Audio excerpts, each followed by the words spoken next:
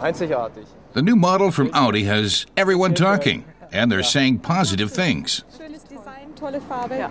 Yeah, it's very nice. I feel very good inside. And the reactions seem to be unanimous. Audi is debuting its new A1 in the Super Mini segment. The freshly minted car drives onto the market with options: a petrol engine with either 86 or 122 horsepower, or a diesel engine with 105 horsepower. We decided to test the 1.6-liter four-cylinder diesel engine. The subcompact car goes from 0 to 100 in just 10.5 seconds, and it tops out at 190 kilometers an hour.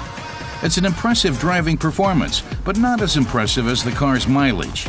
The company says the little Audi A1 can travel 100 kilometers on just 3.9 liters of gas.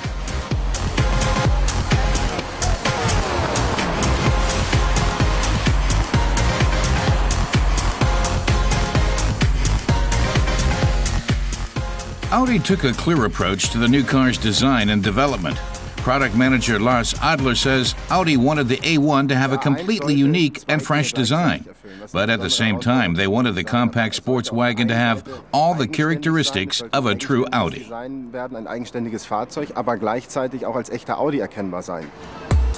And the designers achieved that goal. The A1 does share many of its small details and features with some other familiar Audi models like the A3 or the A8. But the contour lines running down the side of the car and the 17-inch alloy wheels give the A1 a sleek, dynamic look. The roofline drops off sharply and is set off with a color that contrasts the rest of the car's body. The headlights feature the latest LED light technology, and their design gives the car a unique face, typical Audi with a twist.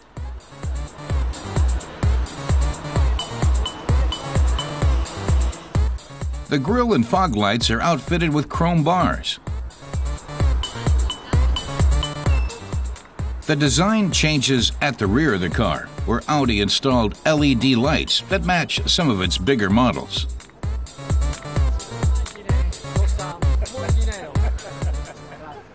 Lars Adler says Audi's goal was to offer a premium car in the subcompact category, and the company hopes the A1 can win over car buyers, especially customers who are new to the Audi brand. The interior has a clear structure. The speedometer and tachometer are both easy to see and read while you're on the road. And no fumbling with the console. The radio and navigation systems can be controlled from the steering wheel. The A1's stylish design is both classic and cutting edge.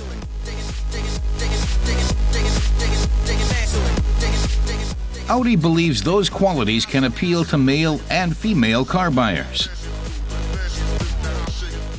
The company hopes around 50% of their A1 customers will be women. Lars Adler says Audi can win over more women with a car from the Super Mini category. And he says that's a top priority for the company because women often play a significant role in choosing a new car for their families. The new A1 costs a little over 15,000 euros, a price that Audi hopes will also draw a lot of younger customers to the brand. And Audi wants to give A1 car buyers the chance to make the car their own with personalized details. Everything from the color of the rearview mirrors and the roof curvature to other various decorative parts and designs.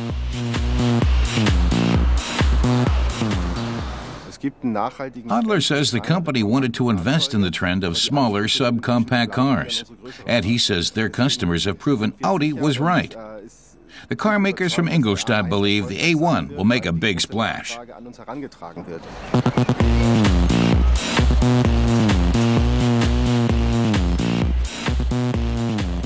No one knows exactly how the A1 will do when it goes on the market. But one thing is clear, it has a lot of potential. It will be available to car buyers in Germany starting this September.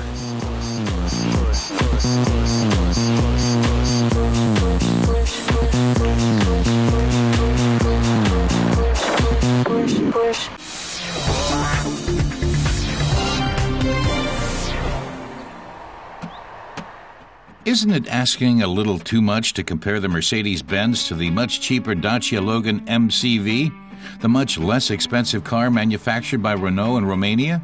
But why not? The design of the E-Class is more mature and elegant, but the Logan is more easily arranged. On the other hand, the German car is more comfortable. The T model is 40 centimeters longer and 20 centimeters wider than its opposite number, but the Dacia is 30 centimeters taller.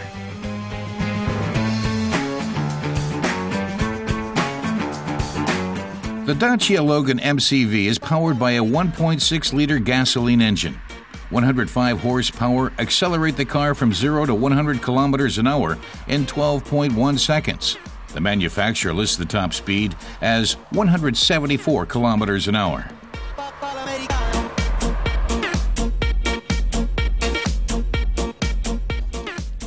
The Dacia Logan's engine is remarkably loud at high speed.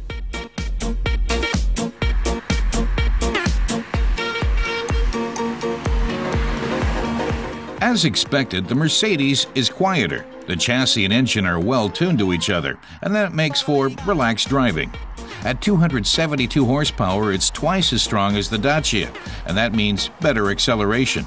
The German car reaches 100 kilometers an hour a good 5 seconds before the Logan.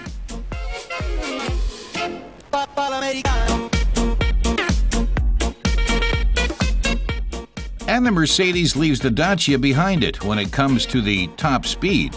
The T model reaches 243 kilometers an hour.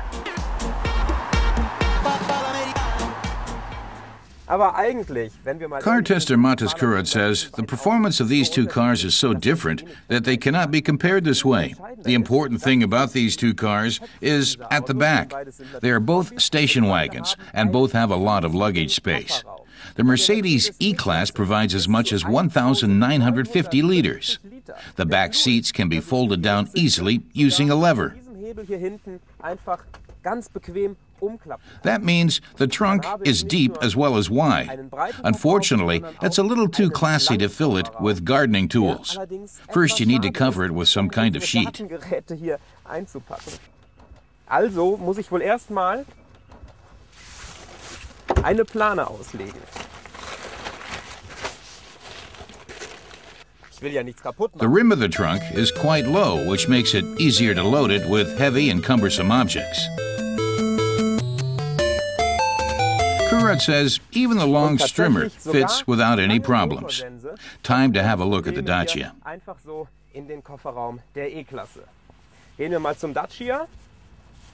The standard version offers 700 liters of space before the seats are folded. This version has 7 seats and only 198 liters of space. But when all the seats are folded back, the trunk has 2,350 liters. But how easy is it to load? Jetzt muss man mal gucken, wie man das hier rauskriegt.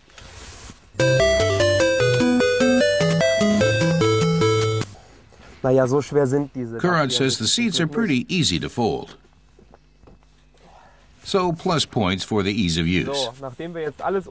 Kurat says now that everything has been folded down, one thing strikes him. The floor is not completely even.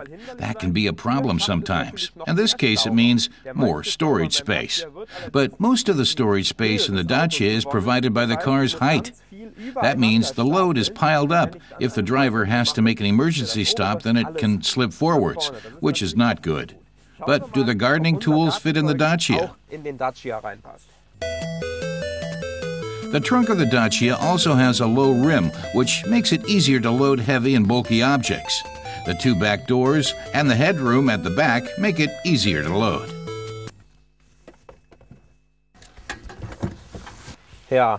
Kurat says it all fits. The trunk is not as long as in the E-Class. He can put the strimmer in sideways. It's not ideal, but oh well. Das ist natürlich auch nicht ganz so toll. Naja. So, two unequal rivals which have one thing in common. They are both spacey station wagons. Both have their advantages and disadvantages. So what does Kurat think about the comparison? Was soll ich sagen? Es ist halt das typische. Montes Kurat says it's tough. Both are cars, and they can be driven. Just like with clothes. You could wear anything. Some clothes are more elegant, and you are never overdressed with them. On the other hand, you have the overalls you can wear on a construction site.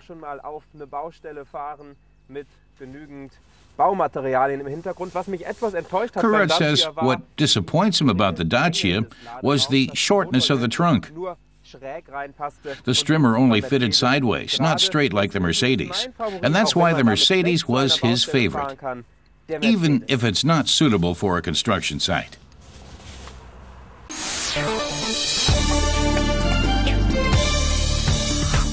Volvo has presented its new V60. The wedge-shaped profile is even more strongly emphasized. The roofline drops off towards the rear like a coupe. That's in order to emphasize the car's sportiness. The Swedish manufacturers offer a choice between 8 different engines, covering a range of powers between 115 and 304 horsepower. Safety is a prominent feature of the car. Like all Volvo models, the city safety function is standard. It's designed to prevent rear-end collisions at speeds up to 30 kilometers an hour. The V60 goes on sale starting in the fall.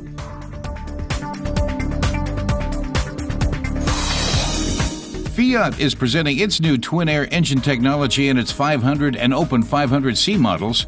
The two-cylinder turbo engines provide 85 horsepower. The cars are also fitted with a start-stop system, a shift point indicator, and an eco mode, which limits performance to 78 horsepower, and which the manufacturer says reduces fuel consumption to 4 liters every 100 kilometers. The models manage 0 to 100 in 11 seconds with a top speed of 173 kilometers an hour.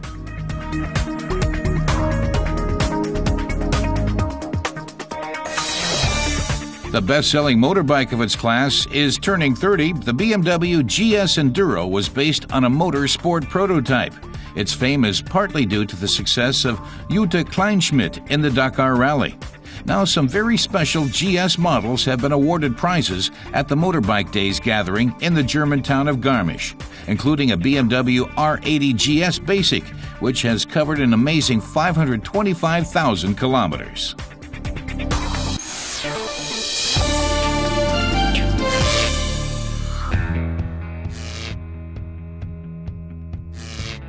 This is a car with a lot of tradition. Ever since the Golf first came out, there's been a sporty GTI version. The first dates back to summer 1976. The price back then in West Germany was 13,850 marks. GTI means Gran Turismo Injection, and the new Golf generation has its GTI version as well.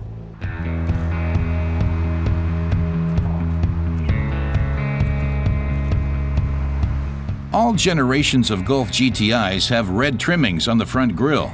The spoiler at the back of the roof is also standard. The new Golf GTI boasts a 2-liter 4-cylinder gasoline engine with some 210 horsepower. Acceleration is provided by 280 Newton-meters of torque, which is available beginning at 1,700 revs. The twin exhausts under a black diffuser are a proud statement of the GTI's power. The electronically controlled suspension means the car is always adjusted and means the car always feels level.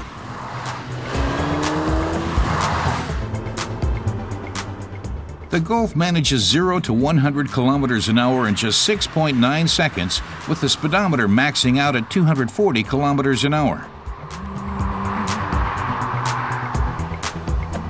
The driver can choose between sport or comfort settings for the chassis. The throttle response is very direct. The challenges of city driving can be eased by a rear-view parking camera. The option costs around 370 euros in Germany. There's an optional sat-nav system for 2,200 euros. The seats have a striking check design, but the GTI seats were never understated.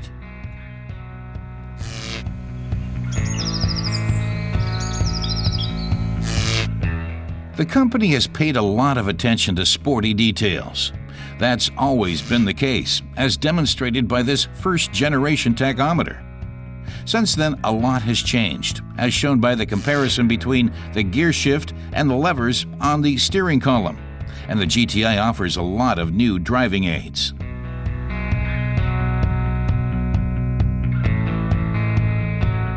It would be hard to imagine the GTI without some of its creature comforts.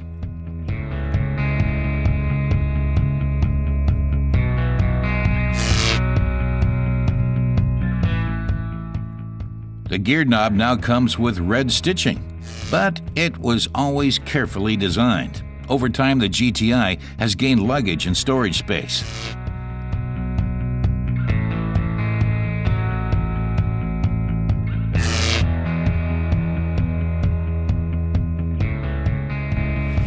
The first GTI from 34 years ago has a cult following, but anyone opting for the new version is maintaining a tradition. The GTI proves its credentials as a fun-to-drive sporty car. Only one car has been able to trump it since 2002, the Golf R, which packs an additional 60 horsepower. But that is a question of taste. Everyone has to decide for themselves how important that is. The 210 horsepower GTI is already in a position to leave most other cars trailing.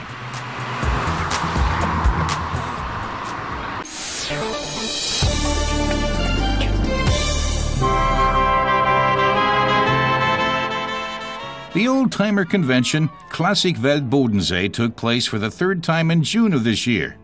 More than 100 years of automobile history were portrayed by more than 400 exhibitors from 10 nations on the shores of Lake Constance in the German town of Friedrichshafen.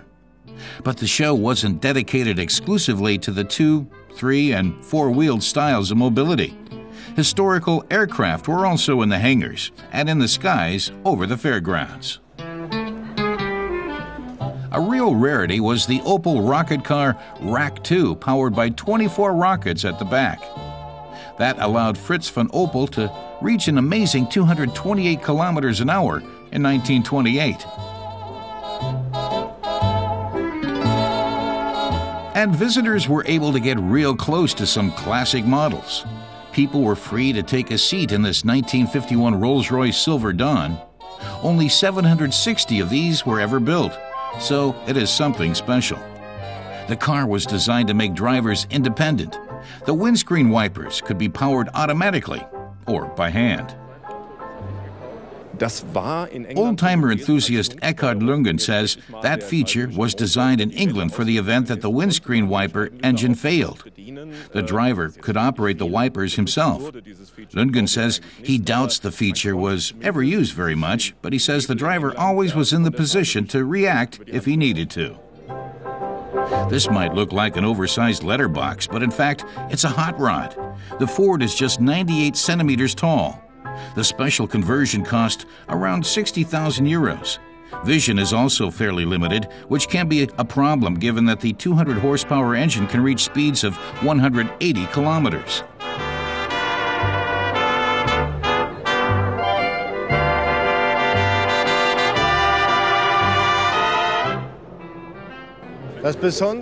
Old-timer mechanic Gustav Wiedergren says the special thing about the vehicle was the fact they could construct it so low, but also maintain perfect driving dynamics and technical and kinetic properties. Wiedergren says they managed to build the car lower than 1 meter. The engine is a very powerful V8 motor, but one dating back to the 1950s. And all the adjacent parts are also from that time. It seems some of the visitors date back to that time as well. There are plenty of old-timer boats as well. This Riva yacht costs 600,000 euros. Like a lot of other exhibits, it's looking for a new owner.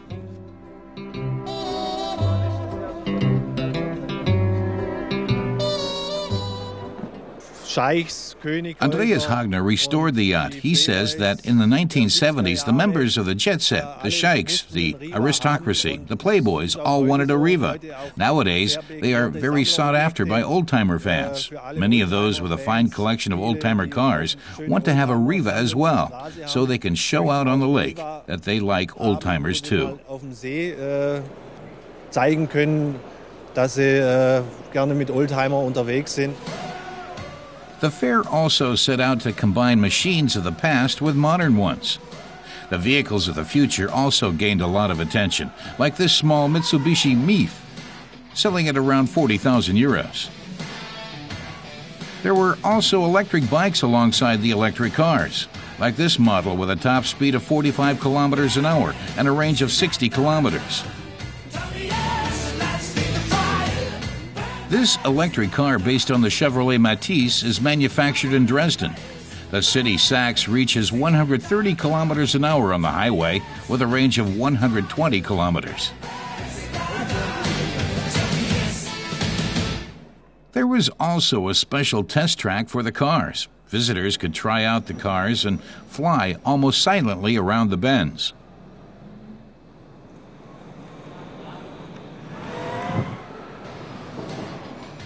So, plenty of fun for all those people who dreamt of an electric engine in their childhood buggies.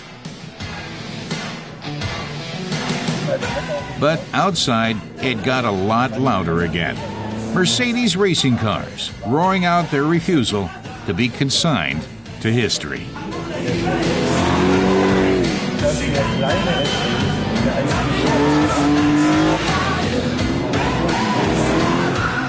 Thank you.